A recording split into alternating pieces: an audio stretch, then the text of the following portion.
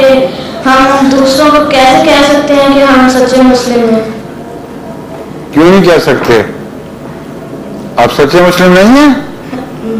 तो फिर कहो, कहने में क्या तकलीफ है?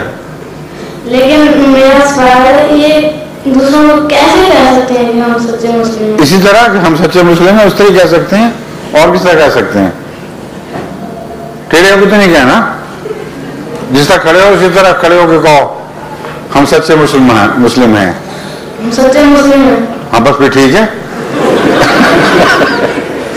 इसमें तकलीफ क्या, ये बताओ। कोई नहीं। ठीक है, जज़ाकल्लाह, शुक्रिया।